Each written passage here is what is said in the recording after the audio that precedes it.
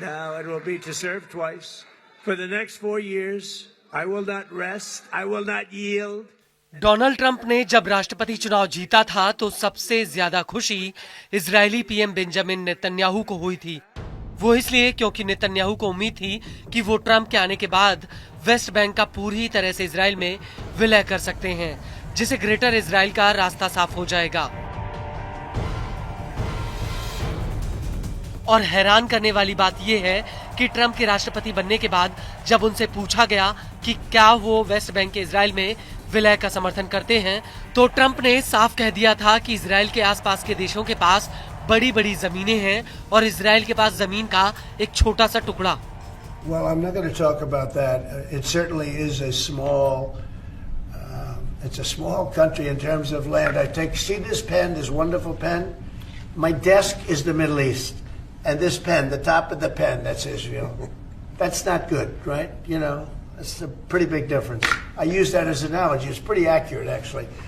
It's a pretty small piece of land. And it's amazing that they've been able to do what they've been able to do when you think about it. There's a lot of good, smart brain power, but it is a very small piece of land, no question about it. और यही वजह है कि Trump की शय मिलते ही Israel West Bank में टूट पड़ा। इजरायली सेना लगातार पिछले कई दिनों से ऑपरेशन आयरन वॉल चला रही है।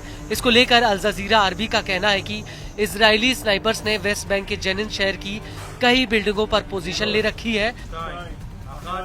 दूसरा, इजरायली बुलडोजर लगातार घरों को गिराने में लगे हुए हैं।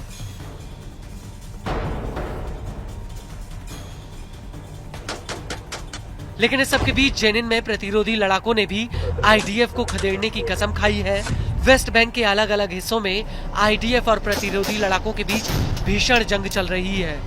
जेनिन के पूर्वी इलाके में फिलिस्तीनी प्रतिरोधी लड़ाके आईडीएफ से भिड़ गए और यहां पर एक बड़े धमाके की आवाज भी सुनी गई। वहीं दूसरी तरफ न्यूज एजेंसी अल जजीरा ने सूत्रों के हवाले से कहा कि आईडीएफ ने दक्षिणी लेबनान के जाबा इलाके में जमकर उत्पात मचाया है और आईडीएफ के हमलों में अभी तक 25 लोगों की मौत हो चुकी है। करीब 20,000 से ज्यादा फिलिस्तीनी अपने घरों से विस्थापित हो चुके हैं। जेनिन के अलावा वेस्ट बैंक के अलग अलग हिस्सों में आईडीएफ और प्रतिरोधी लड़ाकों के बीच झड़पें हो रही हैं और आईडीएफ ने रामल्ला के अलग अलग इलाकों में भारी फोर्स तैनात की है।